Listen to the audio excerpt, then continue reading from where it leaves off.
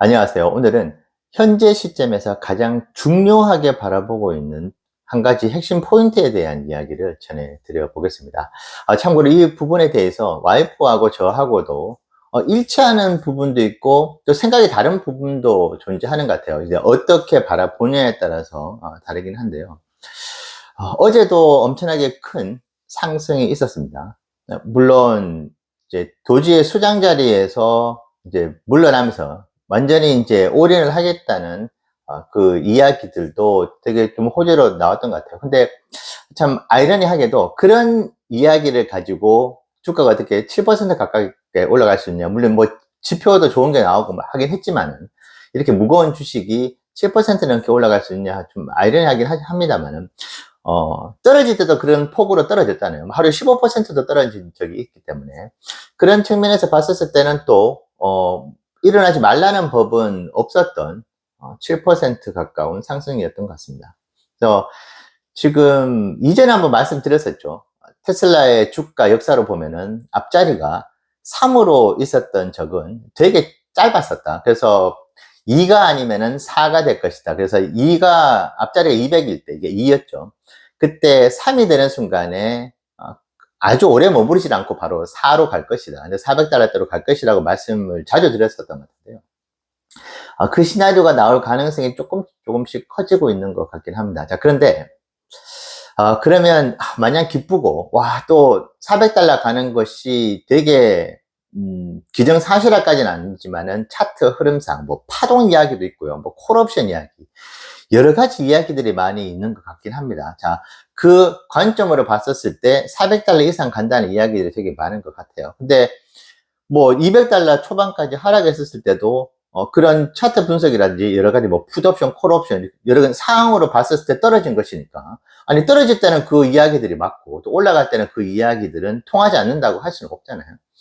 그 관점으로 보면은 지금 확실하게 뭐 200에서도 지금 돌파해가지고 상승 추세선에 있다고 하니까 자 그렇게 보면은 지금 이 상승 흐름이 갑자기 뭐 끊겨가지고 다시 300달러가 무너지고 200달러 초중반으로 내려갈 가능성이 당장은 그렇게 많아 보이지는 않는 것 같아요. 특히 앞서 말씀드렸던 이 300달러 때에는 거래량도 적었고 뭐 지지라인 저항 라인도 특별하게 없었죠. 그래서 340달러 380달러로 저는 말씀을 드렸는데 380달러까지도 뭐 내일 엔비디아 실적이 나쁘지만 않게 나온다고 한다면은 그 상승 흐름이 그대로 유지가 되면서 5월 달에 지금 오늘 포함해서 수목금이잖아요. 그러면은 뭐 5월 달이 끝나기도 전에 앞자리가 4로 바뀌지 말라는 또 법은 없는 것 같긴 합니다. 자, 전반적으로 시장은 되게 탐욕에 와 있죠. 실제로 공포 탐욕 지수를 보면 말이죠. 이것도 또 말씀드려야 될 것 같아요. 지금 너무나 탐욕 구간이기 때문에 이것이 조만간에 꺾일 수가 있다. 이렇게 말씀을 주시는 분도 계실 것 같아요. 지금 뭐 공포 탐욕지수 65로 가리키고 있던데. 근데 이것도 이렇게 또 볼 수 있습니다. 공포 탐욕지수를 보면서 그때 공포 라인의 끝까지 갔었죠. 거의 끝자락에 바로 앞이었던 4까지 갔었습니다. 그러면 또 그 논리로 보면은 96까지 가지 말라는 법이 또 없는 것이죠.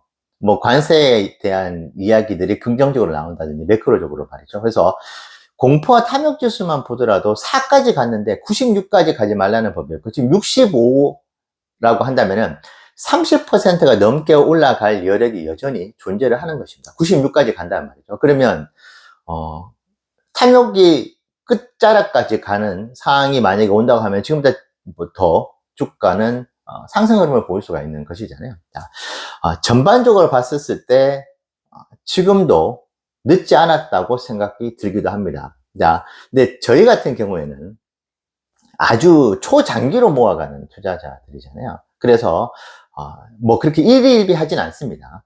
예를 들면 488달러 때나 110달러 때나 138달러 때나 250달러 때나 지금의 360달러 때나 살아가는 거는 똑같거든요. 왜냐? 저희는 이 평가자산이라는 게 숫자에 불과하다는 생각, 이것도 사실은 습관에 가까운 생각이 있는데 그 생각을 너무나 오래 하면서 살아오다 보니까 별 느낌이 없죠. 감흥이 없습니다. 올라가나 떨어지나 그냥 아침에 와서 올라갔네 떨어졌네 그 이야기를 하고 커피 뭐 마실까? 뭐 따뜻한 거 마실래? 찬 거 마실래? 이렇게 바로 이제 대화가 끝나버리거든요. 투자에 관련해서. 그런 측면에서 이제 저희들은 평가 자산에 대한 의미를 부여를 하지 않습니다. 왜냐? 어차피 매도를 하지 않을 것이기 때문이죠. 자, 그런데 그런 어떤 마인드 세팅을 가지고 있다 보니까 지금 올라가는 주가 상승에 있어서도 기분이 당연히 좋죠. 기분이 좋긴 좋지만은 오늘 말씀드린 이 딱 한 가지 포인트 때문에 지금 올라가는 상승에 대해서 그래 뭐 올라가는구나 정도밖에 생각을 안 하는 것 같아요. 그것은 바로 특히 와이프가 이 이야기를 하면서 와이프는 지금 올라가는 데 대해서 일절 관심도 별로 없어요. 5년 동안 뭐 지겹도록 봐왔던 거기 때문에. 그것이 무엇이냐? 테슬라가 저희가 관찰했었던 5년 동안에 갭을 단 한 번도 메꾸지 않고 갔던 적이 없어요. 무조건 갭을 메꾸고 테슬라 주가는 움직였습니다. 단 한 번도 그게 없었어요. 근데 물론 이제 $100 아래에는 테슬라도 갭이 존재한다고 하더라고요. 근데 $100 위에서는 저희가 그동안 계속 $110 때부터 경험을 해왔잖아요. 투자 경험, 시전 투자자로서. 그러니까 지금 갭이 없습니다.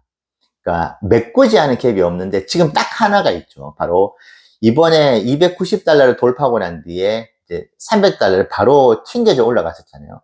그 갭이 약 7%가 있더라고요. $295에서 $315인가요?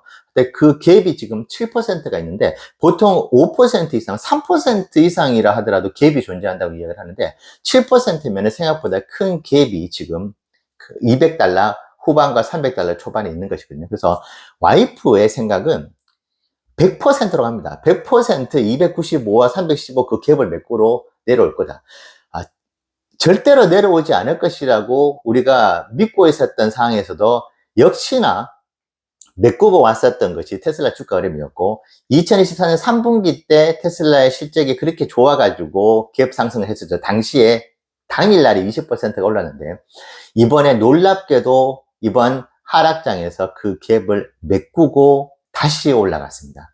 너무나 놀랍게도 $210까지 내려왔다가 애프터마켓에서 그리고 바로 지금의 주가 영역까지 올라온 것이거든요. 그러니까 그때조차도 갭을 다 메우고 올라갔습니다. 자, 그러니까 와이프는 100% 확률이다. 지금까지 100%였으니까 본인은 100% 확률로 다시 295하고 315달러까지 올 거니까 지금 360이든 380이든 뭐 420이든 크게 상관 안 한 것 같아요. 왜냐? 우리는 매도할 계획이 여전히 없기 때문에. 그러면 어차피 내려올 건데 뭐 주가는 올라가니까 좋네. 딱 그 정도. 그러니까 이 지금 가지고 있는 평가 자산이 결국은 많이 또다시 하락을 할 것이다라고 생각을 하는 것 같아요. 자, 근데 단 한 가지 이 경우에는 메우지 않고 갈 수 있다고 와이프가 이야기를 합니다. 그것이 무엇이냐? 바로 실적이죠. 2024년 3분기 때 테슬라 주가가 그렇게 올라가면서 $488까지 갔던 것도 실적입니다. 이번에 $210까지 떨어졌던 것도 2024년 4분기 때 실적이 안 좋으면서 떨어진 것이거든요. 그래서 우리가 테슬라 투자를 할 때 테슬라는 예외야. 테슬라 투자를 하는 데 있어서 테슬라가 워낙 미래에 프리미엄이 있고 다른 어떤 회사와도 비교가 안 될 정도의 미래 준비를 하고 있기 때문에 테슬라 주가는 실적에 의해서 움직이지 않는다라고 생각하시는 분들이 계신데 저희가 투자해 온 경험으로 보면은 실적에 의해서 테슬라 주가가 움직였다고 해도 과언이 아니에요. 물론 지금과 같이 미래 프리미엄이 잡혀 있는 경우도 있죠. 주가가 지금 PER이 200이 넘어가는데 하지만 결국은 실적을 만나러 왔다는 것이죠. 시장이 인정을 하는 적정 어떤 실적에 맞는 적정 주가가 결국은 만나더라는 것이죠. 자, 그것을 우리는 경험을 꽤 오랫동안 하다 보니까 지금 $360가 넘어가는, 그럼 $420도 갈 수 있고, 지금 뭐 6월 달에 정고점을 뚫을 수 있다는 이야기도 있더라고요. 자, 좋습니다. 좋은데, 실적이 받쳐주지 않는 $420, $450, $500는 저희가 보는 관점에서는 아무런 의미가 없다. 결국은 그 실적이 안 좋았을 때 저 아래에 갭을 메꾸러 그것이 반토막이 났던, 반의 반토막이 났던, 70%가 넘는 뭐 반토막이 났던 어떤 형태로든 메꾸고 내려왔었던 테슬라였기 때문에 그것은 우리가 정하는 걸 수도 있죠. 하지만은 마켓 메이커라고 하는 존재들이 있다고는 하더라고요. 근데 그 마켓 메이커가 허투루 아무렇게나 자기들이 당일 컨디션이 좋아가지고 올리고 내리고 그렇게 하진 않죠. 그래서 그들도 상황을 보고 여러 가지 상황으로 봤을 때, 특히 실적을 봤을 때 당분간은 조금 내려앉혀 놔야 되겠다고 한다면은 다시 그 갭을 메꾸러 오지 않을까 생각도 듭니다. 자, 그렇기 때문에 와이프 같은 경우에는 무조건 갭을 메꾸러 내려간다. 실적이 안 좋으면. 근데 실적이 지금 그렇게 좋아질 것 같진 않다, 당분간. 그런 생각을 하고 있어서 지금 주가가 올라가는 부분에 있어서 크게 기분이 좋거나 나쁘거나 이렇게 사실 없는 것 같아요, 와이프는. 근데 이제 저는 조금 생각이 다른 것이, 저는 이제 연례 행사를 늘 말씀을 드리잖아요. 그 한편으로는 이제 초특급 박앤세일인데, 테슬라가 항상 만들어 줬었던 할인 행사 기회, 연례 행사라고 하는 게 있었죠. 전고점 대비해서 이제 약 이제 40에서 50% 가까이도 하락을 했었었고, 30% 하락을 기본적으로 만들어 줬었던, 그래서 모아가기 좋았던 영역대의 주가를 우리가 경험을 할 수 있게 했었던 그것이 연례 행사였는데, 근데 2023년도부터 2024년도 뭐 올해가 또 적용이 될지 모르겠는데, 2023년도, 2024년도 때 연례 행사가 단 한 번씩밖에 없었어요. 그러니까 이제 2023년 1월 1일, 2024년 1월 1일 대비했었을 때 가장 큰 폭으로 하락을 했었던 그 조정 기간 있잖아요. 하락 조정 기간. 그것이 딱 한 번씩밖에 없었어요. 2013년, 2024년. 자, 그러면 2025년도도 동일하게 한 번밖에 없을 것이라고 한다면 그 연례 행사는 이미 다 끝났다고 봐야 되는 것이죠. 이번에 거의 60% 가까이 떨어졌네요. 큰 폭의 연례 행사가 있었기 때문에 저는 올해 안에 뭐 420달러, 뭐 450달러까지 도전을 할 수는 있겠죠. 있는 상태에서 다시 연례 행사를 한 번 더 줄 가능성은 그렇게 많지는 않다. 2022년도 전에는 연례 행사가 2번씩, 3번씩 있기도 했었어요. 그만큼 변동성이 더 컸었는데, 2023년도부터는 연례 행사가 1년에 단 한 번밖에 없었다. 그래서 저는 지금 주가가 어느 영역대까지 올라갈지는 잘 모르겠지만은, 그 상황에서 주가가 다시 30%, 40%씩 크게 하락하는 연례 행사가 올 가능성은 별로 없다. 그래서 295달러에서 315달러의 그 갭을 매우로 내려가는 것은 올해는 아니지 않을까 조심스럽게 생각을 하고 있는데, 근데 만약에 2025년 2분기와 3분기, 4분기 실적이 연달아 다 시장이 기대하는 것보다는 안 좋게 나오는 실망스러운 결과가 나오는, 이건 무조건 저는 매우 높은 확률로 295달러와 315달러의 그 갭을 메꾸러 내려올 것이라고 봅니다. 미래의 프리미엄도 물론 좋지만은 로보택시 사업과 옵티머스 사업이 당장에 EPS에 의미 있는 숫자로 만들어주진 않잖아요. 그런 측면에서 봤었을 때 저는 지금의 핵심 포인트 295에서 315의 그 경험 우리가 다시 하지 않으려면은 반드시 실적이 따라줘야 된다.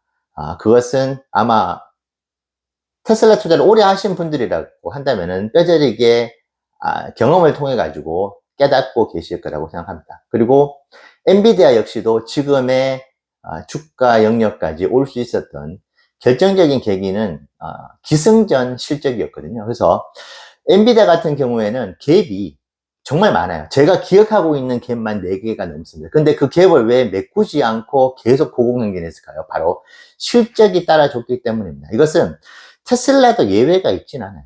그래서 여러분들께서, 저도 로보택시에 대한 기대감도 있고 옵티머스가 춤을 추고 뭐 요리라고 하는 부분들을 매우 긍정적으로 봅니다만은, 한편으로 실적이 무조건 받쳐줘야 된다. 그렇기 때문에 중국의 주간 판매량도 계속 유심 있게 보는 것이고, 유럽의 판매량, 미국의 판매량을 계속 관심 있게 보고, 당연히 에너지 매출의 성장 잠재력, 실제로 보여지는 퍼포먼스에 관심이 있는 것이거든요. 그래서 지금 너무나 분위기가 좋은 상황이긴 합니다만, 우리가 투자를 할 때 테슬라의 실적이 어느 정도 받쳐줄 것인지에 대한 체크도 항상 하시면서 우리가 매수 전략을 세울 필요가 있을 것 같네요. 자, 오늘 영상 앞으로 여러분들 투자에 좋은 참고가 되시면 좋겠습니다. 감사합니다.